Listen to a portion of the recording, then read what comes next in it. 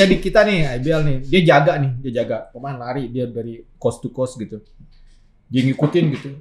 Kagak hafal emang tangan diangkat gitu. Tapi ini kan gini terus gitu.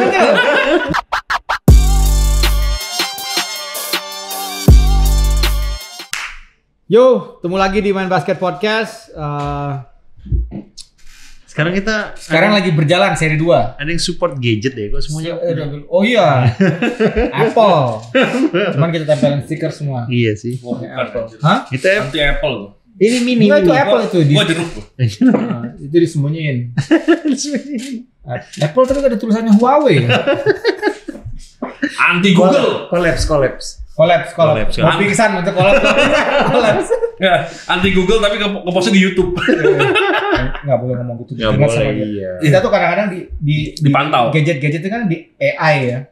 AI ini kan memantau kita gitu. Apa yang kita pikirkan, omongin, gerak-gerik kita, bahkan video kedengeran. Nanti dia menyodorkan atau menyarankan apa yang sebaiknya buat kita. Gitu. Iya bener ya. Gue kebayang kalau mereka tersinggung. Gak nyaranin apa-apa. Gak nyaranin apa-apa, tiba-tiba ini lu blank, keluar asap. Kayak kita ngomongin gini, wah kacau nih merek Xiaomi nih kacau, merek Apple nih gitu, toto keluar asap. Makanya kayak Mission Impossible. Kalau dia tersinggung kan gitu. Selama ini dia cuma nyaranin, oh dia lagi ngomongin kaos kaki nih, keluarin nih kaos kaki. Oh dia lagi ngomongin makan padang nih, keluar peta padang sederhana di mana keluar gitu. Sekarang lagi seri 2 lah di IBL. Malang. Tapi kalau ini tayang lebih telat ya berarti udah lewat seri 2-nya. Ada aturan baru di IBL. IBL ya? Ya. IBL ingat IBL nih. Tapi dikonfirm aturan baru kan Boy ya? Confirm. Aturan baru ya. IBL dulu ya. Iya. Aturan barunya adalah lu jelasin aturan baru. Aturan barunya kalau kemarin bingung di waktu di seri 1 dan mungkin di seri 2 nanti ini udah jalan, ada yang lihat ini ada apa sih gitu. Ada coach challenge ya sama kayak di NBA. Oh anjir. Coach challenge. Jadi coach melakukan challenge atas keputusan referee di lapangan. Ya. So far sih kita taunya kayaknya tentang out sama foul ya. Out dan foul out dan foul aja sih kayaknya. Bukan TV time out ya? Bukan video time out, bukan video.com time out ya. Kemarin gue nanya sama salah satu wasit panitianya. Ada benar ada coach challenge di satu pertandingan jatahnya. Satu pertandingan ya. Satu tim benar. Terus tidak akan mengurangi timeout apapun hasilnya. Tidak ada bayarannya ya. Tidak ada jadi kalau gagal juga enggak. Jadi kalau kita ngomong di NBA kan kita tahu kalau gagal, challenge-nya gagal, berarti mereka ngambil timeout. Timeoutnya hilang. Mereka juga didapatkan mengambil timeout. Oh dianggap mengambil timeout. Ya, dipindah jadi timeout. Sedangkan kalau berhasil, bolanya jadi ya pokoknya keputusan itu jadi dibalik mereka dan timeoutnya stay gitu. Kalau di IBL tapi nggak ada timeout. Game lanjut. Kalau sukses. Unsuccessful timeout dia. Lu sebagai mantan pemain dan sekarang pelatih, bagus nggak itu ada aturan itu? Ada bagus. Logikanya ya kalau di NBA kenapa dia ambil timeout? Karena mungkin timeoutnya banyak. Kalau di IBL quarter 1, quarter 2, 3 ya? 3. Quarter 2, quarter 4. Jelasin. 3 itu per quarter apa? 3 dalam satu half. 3 dalam satu half, ya. Per tim. Ya. Sedangkan quarter second half, quarter 3, quarter 4, 3 juga ya? Iya 3 juga sih. Enggak, berarti salah. Quarter 1, quarter 2, 2. Quarter 3, 4, 3. Kalau kita salah, ya, tolong. FIBA.com /rules. Ya.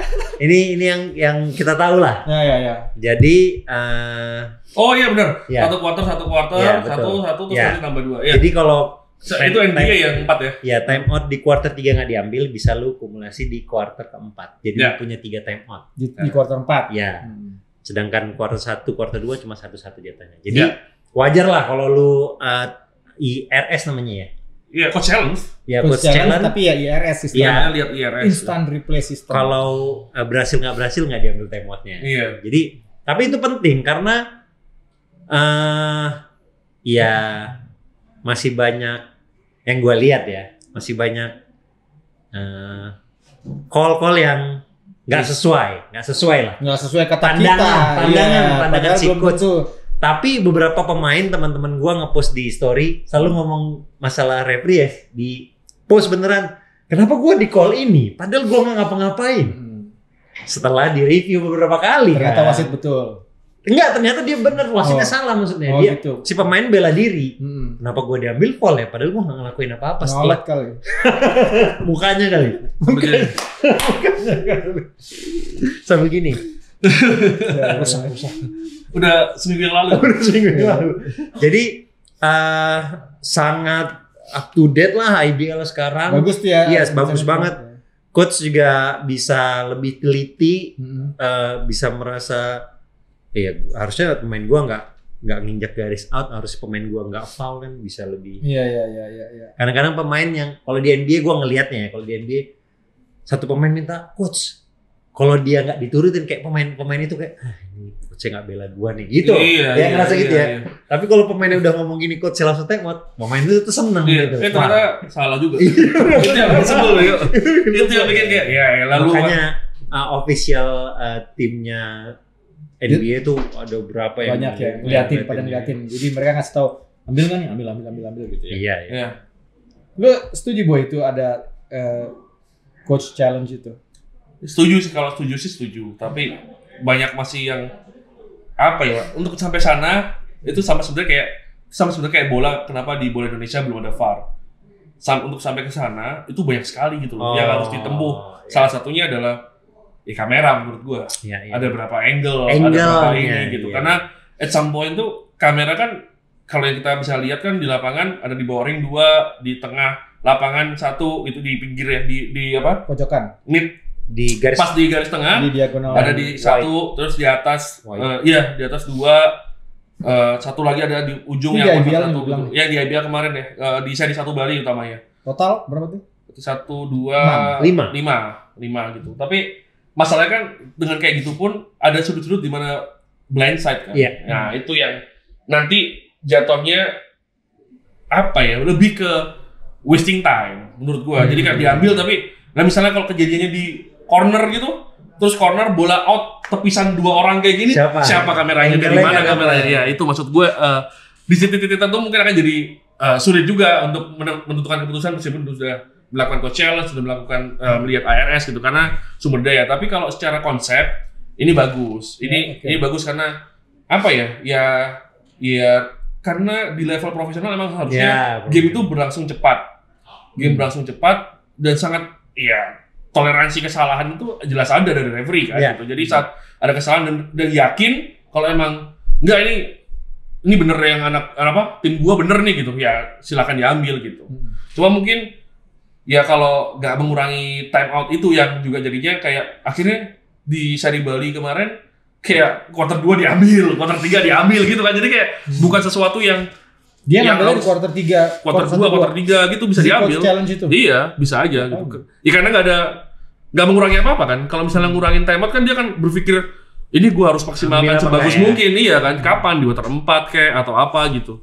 Situasi genting gitu. Harusnya ya IRS itu harusnya sih paling banyak diambil di quarter 4 harusnya. Apalagi game tight. Ya. Ketat ya. Kalau 1-2 dan itu berjatah cuma 1. Ya, harusnya sih terlalu. Tapi kalau ya itu karena kenapa nggak bisa ngambil menurut gua karena nggak ada ruginya buat gua gitu. Tapi kan kalau dia udah ngambil dia udah nggak bisa review lagi dong nanti. Iya menurut lagi. Iya tapi nggak bakal signifikan itu menurut gua ya. Maksudnya ya itu tadi balik lagi karena tidak akan sedetail itu juga kameranya menangkap. Jadi ya nggak apa-apa gua lepas aja gitu. Untuk itu gua dapat timeout gratis kan, maksudnya referee lihat sana gua dapat timeout gratis gitu. Bisa jadi kayak gitu kan gitu. Karena ya itu lagi tidak ada apa ya ngomongnya, tidak ada stake yang harus dilepas sama mereka, tidak ada stake yang harus ya udah gue nggak rugi apa-apa kok gitu, ya udah gitu. Bonus jadinya. Iya gitu. Menurut gue sih. Kalau lu tahu dan waktu dulu nih ya, bola out aja nggak perlu lihat itu wasitnya pada ngumpul kan. Karena ada satu sana, ada satu sana. Tiga-tiganya ngumpul. Ngambil apa gini, udah lama diskusi. Gak diputusin, yang diputusin adalah jempol. Dulu gitu ya. Kenapa nggak lu ambil aja langsung jempol? Iya, somehow masih sih sampai sekarang. Iya, sampai gitu. Lu lihat nggak jambol, udah gitu aja gitu. Nggak perlu lihat airnya kadang-kadang menurut gua ya. Karena mana gitu. Karena memang angle. Iya. Sejauh maksudnya kalau udah di sudut sana lu cari di mana nggak dapat, keputusannya apa? Kapan hari di Indonesia Cup kalau nggak salah ya gue lihat. Help. Lu lihat, kita lihat ARS. Pas ngelihat nggak ada tahu juga. Balik lagi akhirnya jambol atau apa? Jambol juga. Jadi pertamanya help. Akhirnya kru chiefnya ngambil jambol, dia lihat ARS, agak lama keluar lagi jambol lagi. Jadi ya udah ya itu mungkin ya. Tapi menurut gua gini ya, nggak menutup kemungkinan kedepannya kita bisa IBL pun bersedia untuk menambah jumlah kamera. Iya, tapi apakah GOR kita memadai untuk jumlah kamera itu juga jadi PR kan? Gitu. Soalnya sudut-sudutnya kan, kayak kita kemarin lihat yang di Bali kan sudut kalau kita nonton kayak di itu kurang oke ya maksudnya ya emang segitu bisanya gitu. Karena GOR kita juga tidak siap untuk broadcasting juga. Gitu. Ya ada beberapa situasi juga misalnya lagi ini udah mulai nih, ya Iden intercept yang disorot pelatihnya. Nah itu kan masih. Itu kalau itu dari sisi broadcastnya ya. Maksudnya kan mungkin karena sudutnya di Bali ya kemarin itu memang angle-nya sih kurang nggak kayak biasanya kita nonton. Karena gue kadang-kadang mikir begini, sebenarnya IRS ini lahir jangan-jangan ya harus baca lagi sejarah. Sebenarnya dia munculnya karena fasilitasnya ada duluan dan fasilitas ini lahir karena kebutuhan entertainment sebenarnya. Bisa jadi. Dia harus biar penonton di luar yang tidak nonton di arena langsung bisa menikmati game lebih bagus, kameranya kita banyakin gitu. Jadi ketika kameranya banyak, bisa dimanfaatin juga nih untuk melihat apakah ini pelanggaran, apakah ini bola out, apakah ini shot clock mati, apa segala. Untuk wasit, bukan sebaliknya. Wasit nih biarin ini, karena seperti yang lu bilang tadi, keraguan-raguan wasit itu sebenarnya sudah diakomodasi sama aturan, yaitu jambol atau misalnya percaya diri aja, misalnya out sana gitu, out gitu, langsung aja tunjuk gitu, out sana gitu. Semuanya walaupun kalau keliru, kalau misalnya pun ada bilang enggak out sana, sana pindah gitu. Jadi sebenarnya bisa diakomodasi sama itu sebenarnya. Dan wasit keliru seperti yang selalu kita bahas di Twitter apa segala, keliru tuh wajar, wasit tuh boleh keliru sebenarnya. Cuman ada toleransinya. Toleransi itu berapa persen gitu. Even di NBA. Di NBA itu berapa persen tuh boleh keliru, tapi akan lebih baik kalau misalnya dan kelirunya jangan yang krusial, jangan clutch time gitu. Dan itu kan juga semuanya maksudnya gini, kalau untuk pembelajaran pun biasanya dari pihak penyelenggara bisa ngasih sanksi ya, itu pilihan terakhirnya kan. Seperti kayak kita tadi bahas off air, FIBA 2019 World Cup Prancis lawan Lituania, goaltending Rudy Gobert, referee-nya nggak call, dianggap play on. Akhirnya menang Prancis, krusial kan di detik terakhir gitu. Dan dia percaya diri, dia nggak lihat ARS atau apa, dia percaya diri kalau ini call-nya benar gitu. Besoknya di review sama Lituania ngasih surat protes, di review sama FIBA, bener Lituania, hasil nggak berubah, tapi referee-nya nggak diup lagi di sisa pertandingan. Gue rasa itu perlunya call coach challenge untuk hal-hal yang sangat meyakinkan buat orang, tapi wasitnya sudah jangan sama-sama yakin gitu. Karena challenge aja gitu. Karena juga gue nggak tahu apakah aturan di IBL ini seharusnya sejalan ya sama apa yang di FIBA, karena memang tidak semua, memang di aturan FIBA juga kadang-kadang agak rancu. Tidak semua itu layak untuk direview di IRS. Iya benar. Jadi misalnya semuanya ada yang memang cuman momen detik terakhir doang. Ya itu makanya. Yang itu poin sudah game clock-nya udah selesai atau belum. Ada yang 2 menit terakhir. 2 menit terakhir tuh apa di sini dia bilang? Field goal-nya shot clock-nya 2 menit terakhir tuh ini foul-nya gimana, apa mengaruh game. Ada yang sebenarnya bisa kapan aja, tapi itu tuh lebih ke misalnya tembakan ini 2 poin apa 3 poin nih tadi nginjek garis atau enggak gitu. Terus misalnya ada yang berantem, yang masuk lapangan. Yang masuk lapangan tadi siapa aja yang tetap tenang siapa? Nah, itu kasusnya apa? Filipina Australia dulu tuh. Cina maker terbang-terbang tuh. Dulu gue ingat NBL kayaknya di Solo. Gue nih yang ribut, tapi kecil semuanya masuk ke lapangan. Akhirnya keluar surat besoknya. Ketahuan siapa yang masuk lapangan. Ya udah itu udah terjadi gitu. Karena ngelihat kalau dari bench kan harusnya dengan satu kamera wide aja udah kelihatan kan. Jadi misalnya IRS. Stadium gue lupa, nggak ribet. Sebenarnya cuma bacot doang, cuma yang lain udah. Lawan Bineka dulu pas zaman Pak itu masuk lapangan. Oh bukan, itu kan di Solo. Itu kan di Bel Arena. Terus juga kalau misalnya tiba-tiba di tengah game mati lampu. Shot clock-nya tadi berapa, game time-nya berapa, itu boleh pakai IRS gitu. Nah makanya barangkali harus ditekankan gitu, nggak perlu semuanya di challenge karena akhirnya jadi abuse of opportunity gitu. Jadi nggak atau quarter 4 aja gitu ya. Iya, quarter 4 aja di 1 menit terakhir, 2 menit terakhir gitu. Karena kalau enggak ya jadi kayak ngambil time out gitu. Padahal mas sebenarnya nggak, kayak misalnya di aturan FIBA kan sebenarnya quarter 1, 2, 3 tuh IRS tuh bukan untuk nyari foul, buat ngeliat foul, bukan. Tapi hal-hal yang non foul gitu. Misalnya tadi gue bilang shot clock, udah nembaknya sudah kena shot clock atau belum, garis atau belum gitu. Kalau foul tuh lebih ke yang terakhir 2 menit terakhir di quarter 4 dan overtime. Gue pernah nanya juga ke wasit Harja ya. Misalnya kenapa sih kalau ragu nggak lihat IRS aja gitu kan? Kalau orang ada gitu.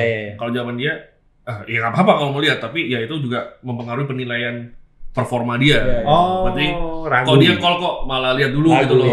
Gitu.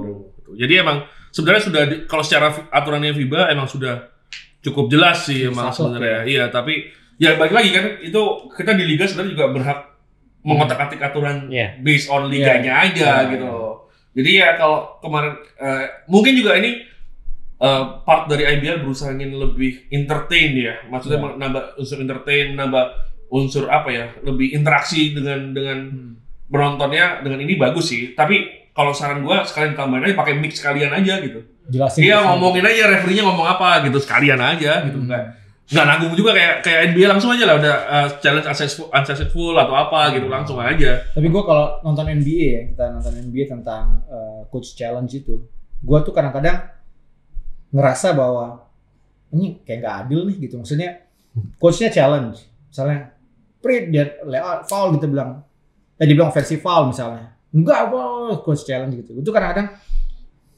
yang di challenge yang membuktikan gitu. Ngerti nggak lu? Iya. Jadi saat gue yang bikin call kan referee. Iya. Ya, kita challenge nih. Yang nilai challenge siapa? Referee juga gitu. Gue kadang mikir, nah begini ya. Seharusnya kan yang menilai ya udah pihak ketiga gitu, siapa di atas gitu. Oh iya nih. Oh iya tadi wasitnya keliru gini. Tapi ini nggak gitu. Bisa aja misalnya wasitnya, aduh malu nih gue. Gue bilang gue aja yang bener gitu kan. Toh juga kan yang boleh ngelihat IRS tuh terbatas. Cuman 3 wasit, operator video, sama siapa gitu. Tapi kalau di NBA semua akhirnya bisa lihat kan? Semua bisa lihat di atas. Mungkin itu akhirnya si wasitnya nggak bisa main kali ya. Nah, itu yang karena gua sempet ikut yang kita nonton di Bandung apa ya? Championship ya? Championship ya, IBL ya? Oh iya. Nah, itu gua juga sempat ngelihat satu momen di IBL video IRS-nya tuh, layar IRS-nya tuh persis di belakang penonton. Jadi ada challenge lah waktu itu. Bukan challenge. Oh diulang. Oh iya IRS. Lihat datanglah referee-nya. Penonton di belakang ngeliatin sambil berdiri. Oh iya nggak boleh. Iya kan? Nah itu kan harusnya seperti apa? Akhirnya dilarang. Kamu nggak boleh lihat, boleh lihat. Tapi nggak ada satupun yang ngomong tuh yang di table. Harusnya entah taruh di situ security gitu. Guardnya di situ. Akhirnya besoknya baru ada guard di situ. Tapi tetap ada orang duduknya di situ. Nah, si IBL ini mau ngasih lihat ke penonton kah semua hasil IRS tinggal nampilin di giant screen-nya kan ada kan? Iya, kalau di partai kalau dia mau buat seru pertandingannya ya, mau buat entertain-nya, mau buat wasitnya juga deg-degan, under pressure. Jadi penonton udah wah kan bisa teriak sama segala macam, tapi sejauh ini kan yang kita lihat belum. Yang boleh lihat cuma ya orang-orang itu aja wasit dan operator. Nah, si coach yang asisten segala macam nggak boleh lihat. Iya. Nah, sejauh ini kan seperti itu. Dia mau buat seperti apa? Ya, kalau nggak gitu kayak di NBA aja, maksudnya layarnya itu dihadapin ke lapangan. Kan gitu kan. Jadi diputer gitu ke lapangan. Sama kayak di bola juga VAR kan gitu ngadepnya ke lapangan dan itu malah ditutup kan. Jadi referee-nya tuh masuk ke bilik gitu kan kepalanya. Tapi dia ngobrol sama yang di atas juga gitu. Jadi ya center ya. Iya, cuma balik lagi ya. Kalau gua sendiri ya jujur aja kalau adanya apa namanya perkembangan teknologi kayak gini ya, suka sebel. Iya sih. Suka sebel bener deh. Gue tuh juga salah satu yang menolak VAR. Iya, gue juga. Kayak orang mau golin nih, gol gitu kan lari lah gitu. Terus kayak tunggu dulu gitu. Tunggu dulu gue kontak dulu sama VAR. Jadi kan lu kayak gol nggak ya gitu kan ya. Terus habis itu gol terus akan berhasil lagi. Kayak kayak banget dah gitu. Kayak waktu berapa menit lalu ada Arsenal lawan MU lah. 3-2 gol terakhirnya Edin Nketiah tuh nunggu dulu. Itu menit 84 apa 86 gitu. Udah gol 3-2, lari kan wah gitu kan. Fred tunggu dulu. Iya kan bete ya. Penonton juga jadi kayak jadi gol enggak sih gitu. Betul? Fred gol langsung wah gitu tuh kayak itulah. Jadi maksudnya ya sama kayak ada pentingnya gitu untuk memastikan semuanya ini, tapi gue berharap kalau di basket FIBA juga nggak IBL aja, di FIBA juga tidak jadi ketergantungan. Karena kalau di bola tuh udah jadi ketergantungan. Maksudnya akhirnya semuanya nunggu VAR gitu, dan bedanya cuma segini doang gitu udah offside gitu, kayak wah ini sangat-sangat tidak manusiawi lah gitu loh, kayak nggak mungkin lah. Ya referee-nya salah ya pasti salah lah, orang bedanya cuma 1 jengkal gitu mau gimana lagi gitu. Tapi yang akhirnya menghilangkan fun-nya, karena fun dan drama-dramanya itu. Kalau dibilang buat entertain-nya, apa ya pikiran mereka buat entertain-nya gitu? Apa membuat penonton penasaran? Interaktif sih menurut gua. Membuat interaktif, karena kalau di kita kayaknya belum bisa membuat lakukan itu. Makanya gue bilang sebaiknya quarter 4 aja lah. Tapi ini buat tim, bukan buat penonton, bukan buat tim. Karena memang buat kepentingan tim lah. Kepentingan di gamenya langsung. Iya, di gamenya. Karena keputusannya. Sampai ya kayak lu bilang sekecil apapun, sampai kemarin gue liat di NBA kena sepatunya Drozan, terus kena ujung sepatunya siapa pemain, outnya bukan berubah. Kayak sedetil, aduh ini mah bahaya menurut gue. Akhirnya bahaya. Makanya quarter keempat itu pun momen-momennya harus ditentuin gitu, jangan bola out atau foul kah atau nginjak agak 3 point apa bukan. Kalau bola out tuh entah kena siapa, kena kelingking lu sedikit aja nanti gimana. Terus misalnya gini, outnya sebelah situ, lu rebound situ, gua rebound sini, tak gitu tangan lu, gua dorong gini, iya kan pasti out gua kan. Tapi ngomongnya kalau dari video kena tangan lu terakhir, ya pasti kena tangan dia lah, gimana cara gak kena gitu. Second touch namanya kan. Itu gimana lagi gitu, terlalu. Ya itu yang bahaya sih maksud gua gitu. Tapi kita hargai upaya IBL. Betul. Oh asli. Dan bikin sebenarnya upayanya yang gue lihat adalah membuat keputusan wasit seadil mungkin gitu, dengan memperhatikan hal. Gua rasa sih kita apresiasi itu sih. Iya. Setuju gua. Kalau gue tuh begini, hal baru lah ya. Kalau misalnya perlu diimprove khususnya perwasitan atau apa, gue malah lebih kayak begini. Gue atau gue pengen lemparin ini ke kalian. Kita kan selalu ngomongin bagaimana meningkatkan kualitas game gitu. Nah, gue tuh lebih ke bagaimana wasit melihat ini sih harus serius sih, maksudnya gini, wasit, klub, tim-tim, lalu kemudian operator liga itu melihat game kita nih. Setiap musim dia ngikutin gitu. Dia ngikutin kok game kita misalnya gitu. Kok begini-begini aja kualitas game kita gitu. Apa sih yang keliru misalnya? Apa yang keliru? Apa yang membuat kok kayaknya basket lain tuh kayaknya udah naik cepet gitu, tapi basket kita kayak stagnan, mungkin kayak stagnan. Nah, itu tuh dicari tuh. Jadi ada satu kepanitiaan kecil, lalu kemudian ini nih banyak foul tidak perlu. Terus kemudian evaluasi gitu evaluasi lalu kemudian klub-klub misalnya anjir kualitas pemain kita memang masih rendah, masih melakukan berarti kayak panitia independen gitu. Panitia independen, liga juga melihat begitu. Konsultan. Baru nanti kemudian wasit itu yang bilang oke, sekarang setelah kita nonton baru memang effort sih, butuh upaya. Iya, benar. Baru bilang oke, sekarang begini kelihatan nggak foul, tapi kita tiup foul ya demi basket kita lebih baik. Iya. Misalnya lu kalau lari terus ada yang lari nih walaupun nggak ngapa-ngapain, potong ini bahaya walaupun ternyata tidak membahayakan, kita unsportsman ya, misalnya kayak gitu. Wah biasa, tapi sebuah kesepakatan gitu. Iya. Dijelaskan dan disosialisasikan. Iya, kayak gue pernah cerita sama lu yang di Australia, gue bilang. Ya tuh gue tambah satu misalnya nih, yang sering dulu tuh gue liat kenapa kok sering gitu, walaupun gue nggak punya datanya, tapi gue sering kok foul ya. Rebutan rebound sering banget foul di kita. Ngerti nggak? Orang rebutan rebound ini ya. Apa yang bikin foul ya setiap kali rebutan rebound ini gitu. Dorong di bawah lah, tarik tangannya lah, tarik bajunya apa gitu. The ball kan body. Iya. Nah, biasanya dia the back foul nyebutnya. Misalnya itu sulit dihindarkan, gua rasa kalau misalnya diformulasikan lalu kemudian wasitnya bilang kita kalau nonton pertandingan internasional mereka ketika sudah rebound orientasinya adalah defense.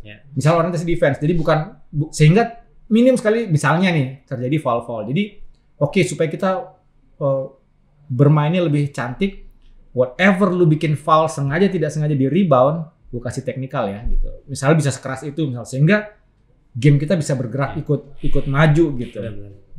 Gimana tadi lu? Sorry Mas, gue potong Mas. Enggak apa-apa. Gue bilang kayak sama Idan waktu gue di Australia. Defense sudah bagus. Setiap hand check titip foul langsung. Mau kayak gimana pun kan. Iya. Itu sosialisasi. Iya, dia sosialisasinya dari umur dini. Iya. Dari usia dini. Jadi sampai ke atasnya ya wasit udah gampang. Iya. Bener ya? Iya. Karena dari awal ya kayak gini ya foul udah.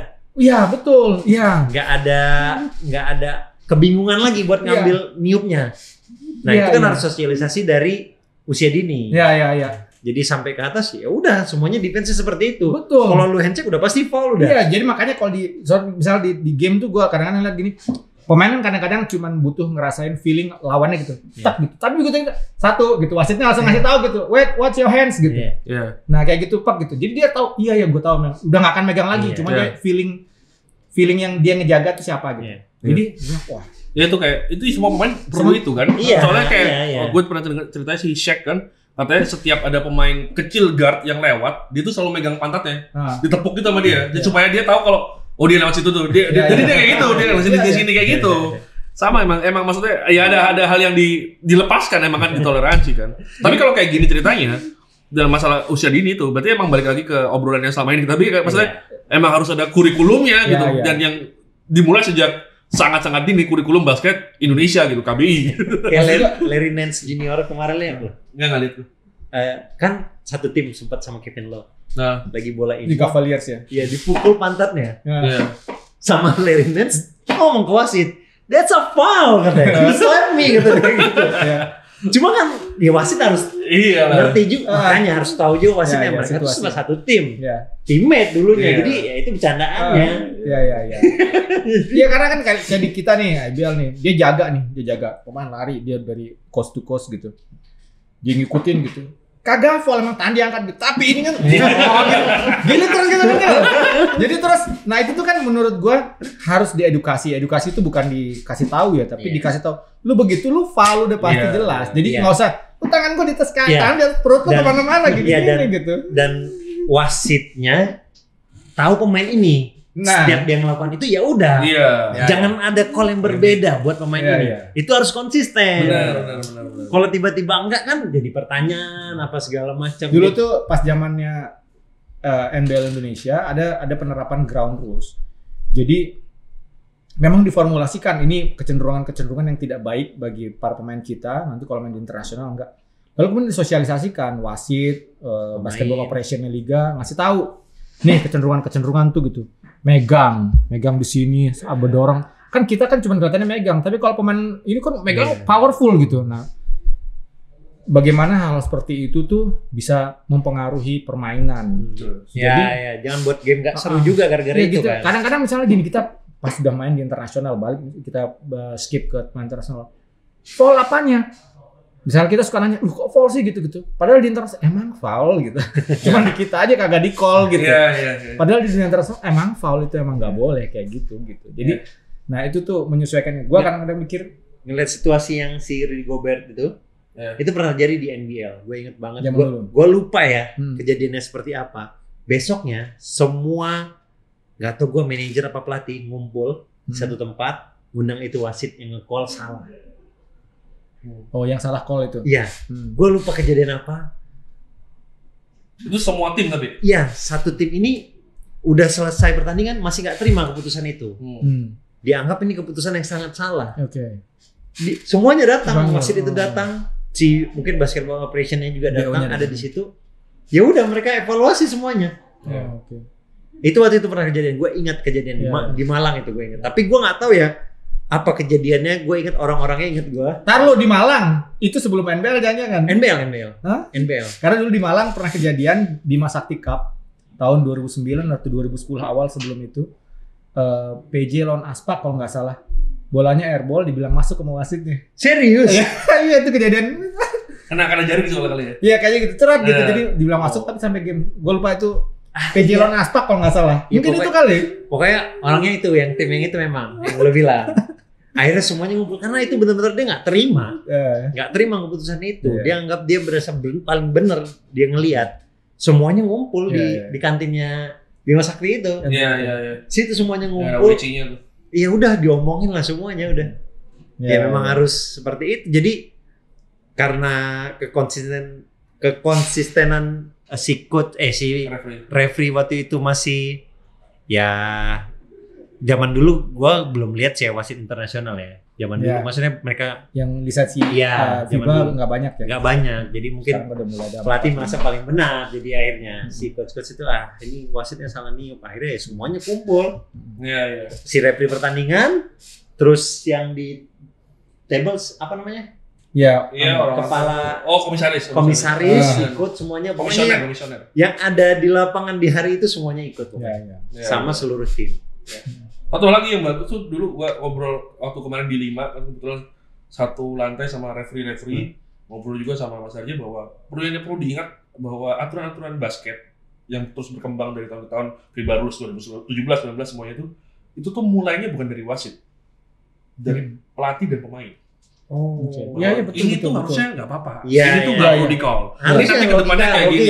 Itu gue bilang Jadi perlu disadari bahwa ini tuh input dari pelatih dan pemain gitu. Dan referee itu cuma ngikutin aja gitu loh. Jadi kayak apa ya di-call. Jadi memang maksudnya ke depan ini yang sangat diperlukan ya sosialisasi dan ini maksudnya saling mengertinya kayak gini tuh nggak boleh lo ya gitu. Karena ini udah itu makanya gue bilang kita ini kadang-kadang gue rasa ya demi perkembangan basket Indonesia yang lebih baik gitu, mungkin butuh satu kepanitiaan kecil yang ngeliatin tiap game gitu.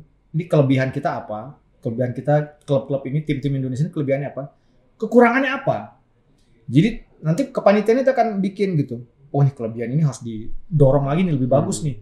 Pemain kita misalnya sebenarnya memiliki kecepatan, tapi misalnya mekanisme geraknya masih kurang sip sehingga mudah cedera misalnya sebut Yesaya ini cepet nih kayaknya, cuman kayaknya gerakannya berantakan nih, kalau ditabrak nanti bisa oleng gampang gitu, harus lebih kokoh misalnya lebih kokoh kayak Abraham misalnya, atau misalnya yang lainnya gitu, atau misalnya lebih kayak siapa Yese Gontara.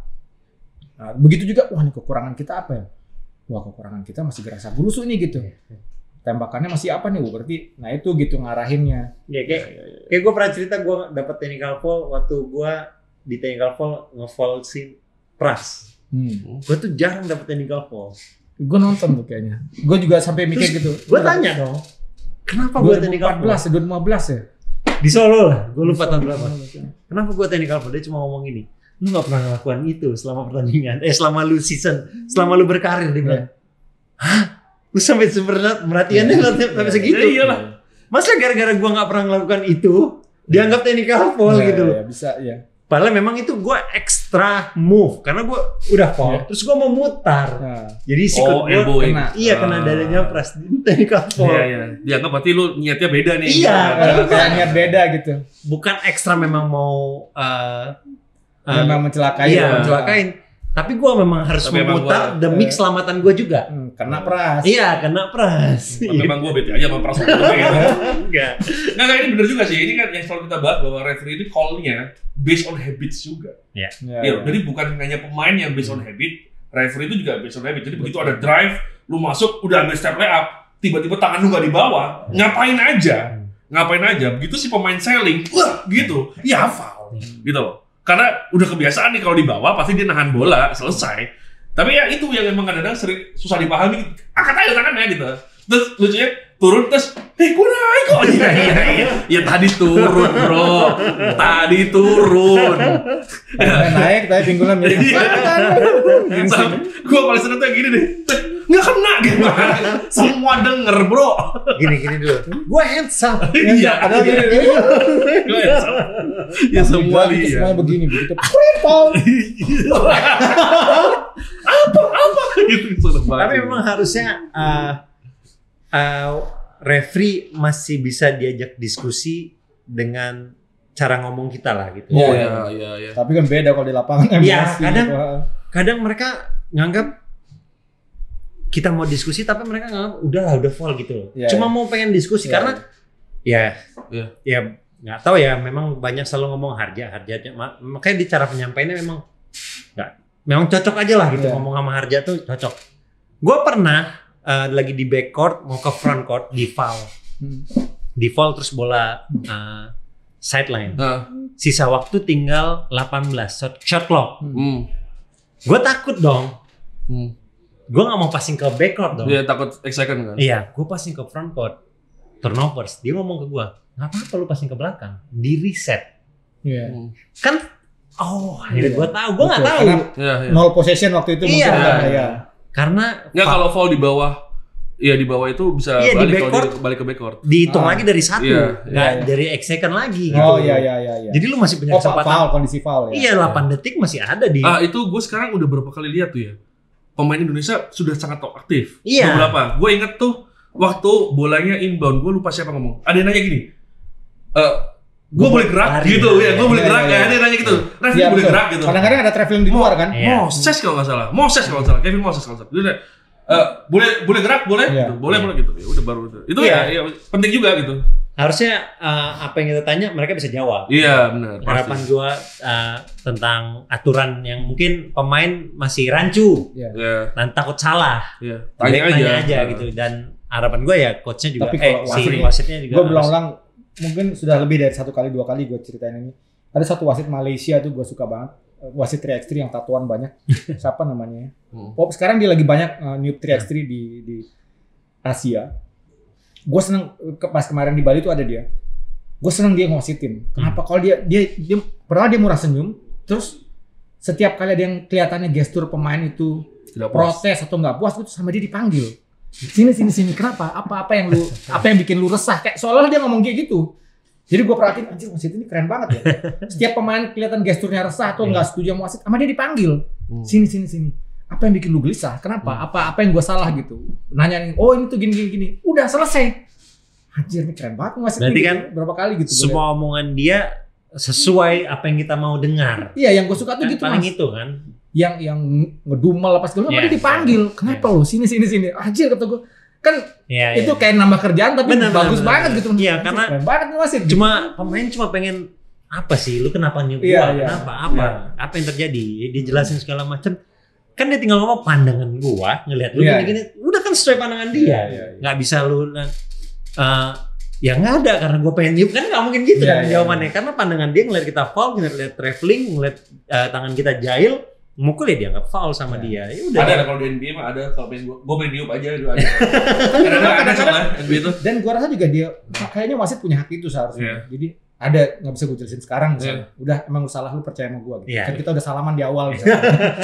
Gue yang orang mungkin ini ya masalah. Kalau dia punya integrity gitu. Kalau yang di NBA sekarang yang mungkin yang merasakan gue tuh ya technical foul selebrasi itu. Maksudnya itu sangat-sangat mengurangi asiknya game gitu. Maksudnya selama trash talk-nya menurut gue ya masih gini doang. Ya menurut gue sih nggak apa-apa selama nggak di gini loh ya kan kalau masih gitu kan nggak apa-apa harusnya. Tapi saat sekarang kayak udah nggak boleh lah lu just play the game, nggak ada selebrasi sebelum buzzer lah gitu kayak waduh jahat amat lu kan. Itu emosional subjektif tinggi sih emang. Iya. Tapi gue bingungnya kenapa NBA bisa diem aja ya itu pertanyaan gue. Aneh juga. Kalau gue begini. Kadang-kadang gue merasa ada wasit yang memang sudah into itu gitu. Jadi dia bisa, ini memang tidak bisa dikuantifikasi ya. Mungkin insting dia mengatakan ini bahaya gitu. Tapi buat orang lain mungkin nggak bahaya gitu. Bisa jadi apa istilahnya kalau itu tuh provokasi gitu. Jadi ya body shaming apalah provokasi gitu. Jadi buat orang cuman gitu doang gitu. Tapi mungkin dia punya penilaian karena subjektif gue bilang tadi gitu. Cuman gitu doang. Tapi mungkin nanti could lead to another incident misalnya apa gitu kayak gitu sih kadang-kadang gue pikir memang iya betul anjing gitu doang gitu tapi kalau pikir bijak juga wasitnya. Yang paling parah tuh yang Draymond teriakin temennya sendiri. Luka juga. Iya teriakin temennya sendiri terus di call kayak gue tuh ngomong sama dia. Gue gak ngomong sama siapa itu maksudnya. Aneh yang siapa yang tim Duncan ketawa itu memang ada yang kayak gitu emang ngapain sih gitu. Crawford. Ini juga ngapain ini gue mau nanya mungkin apa tidak mungkin ini masalah referee ya. Terkadang kita yang nonton atau orang siapapun ngomong masa 1 quarter timnya Adrian nggak ada foul, gue udah 4 foul. Itu bisa mungkin terjadi atau enggak? Menurut gue bisa terjadi gitu. Kalau misalnya lu defense lu rapi. Nggak mungkin kan? Maksud gue Iya, bisa jadi kan 1 quarter nggak ada foul kan bisa jadi. Bisa. Ya kapan kita nonton yang kapan di FIBA Asia Cup tuh Jepang lawan apa lancar banget game sampai quarter 2 tuh nggak ada foulnya. Australia lawan apa? Foulnya cuma 1 2 quarter. Iya. Tapi emang pas kita tonton anjir indah gitu main nggak ada. Dia lewat gitu ya udah lewat. Kayak orang lewat nih square dada banget tuh pak gitu kayak anjir gitu. Gue sampai jangan ada foul ya ada foul 1 gitu sampai gitu. Bisa sih boy. Bisa. Cuma memang kalau di kita mungkin jatuhnya kayak gue tahu dia jaga kayak apa, nggak mungkin lah nggak foul kayak gitu jatuhnya. Itu ya. Kalau di liga gitu mungkin. Jadi ngerasa ada something. Ya. Masa nggak ditiup dalam satu quarter? Masa tim gue nggak ada foul gimana sih? Protes, kadang coachnya juga protes ke wasit. Bisa begitu. Gue tim foul. Iya, lihat tuh. Tim sana bisa foul, gue kok gitu kan. Di NBA juga sering kejadian tuh. Di NBA kan kadang-kadang suka ngomong tuh kalau di press conference. Walaupun dia kadang-kadang takut-takut ya lihat aja foulnya perbandingannya kok jauh banget. Free throw-nya berapa? Kita cuma dapat sekian free throw, mereka dapat 2 kali lipatnya. free throw gitu ya. Kita nggak dapat gitu. Sebaliknya juga kayak misalnya James Harden gitu, kok gue nggak pernah dapat ditiup gitu. Padahal gue itu siapa yang ngomong ya? Ada juga tuh temenan sama LeBron. Dulu waktu gue musuhnya LeBron, gue bilang kayak ini orang dikit-dikit tiup dah gitu. Begitu jadi temennya nggak ditiup nih orang kayak kasihan juga kan gitu kan. Jadi emang waduh kacau sih. Berarti mungkin terjadi ya. Iya. Mudah-mudahan keputusan IBL untuk ngasih coach challenge di season pertandingan bisa menambah keseruan gitu sesuai dengan apa yang ditujuankan gitu. Dan mudah-mudahan juga ke depannya tambahan aturan atau layanan untuk game itu bisa tambah dan inovatif dan benar-benar berguna gitu buat game kita gitu. Untuk penonton, wah sekarang tambah seru tuh. Misalnya kan sekarang kameranya tambah banyak gitu. Kalau kemarin FIBA Asia itu FIBA Asia Qualifiers mulai dari FIBA Asia Qualifiers tuh 11 kamera seingat gua. 11 kamera, ada yang dari apa istilahnya tuh? Kelihatan langsung semuanya, ada yang dari pojok, ada yang handling apa istilahnya. Jadi handling tuh kelihatan gitu. Jadi dia dribble kayak itu kelihatan gitu. Itu pun enggak cuma satu, ada berapa banyak. Disupirin bapak-bapak tuh robot tuh. Supirin bapak-bapak pakai sorban tuh.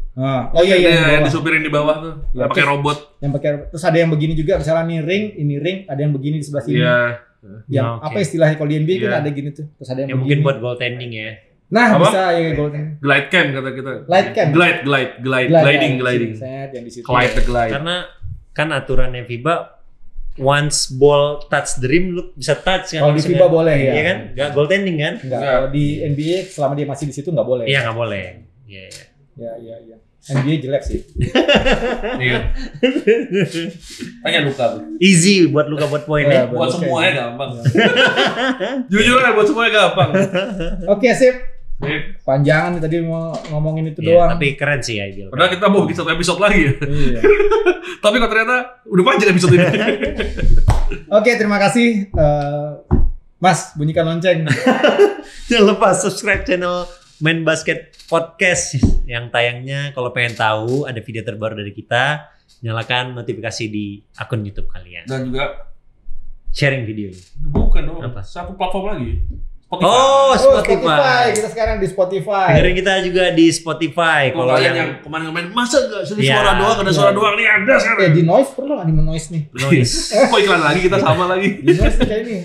Kalau lagi naik mobil sama pacarnya dengerin kita, ya di mobil bisa Spotify. Ya kan? Ntar berantem. Oh iya. Aduh. Pacarnya lagi pengen denger musik. Jadi musik. Ya udahlah, kita aja lah. Pengen dengerin kita gitu. Tapi kalau itu misalnya sebaiknya sih dengerin kita kalau dengerin kita. Kalau misal dia lebih milih dengerin musik, kata gue putusin. Sip. Yuk, sampai jumpa. Bye.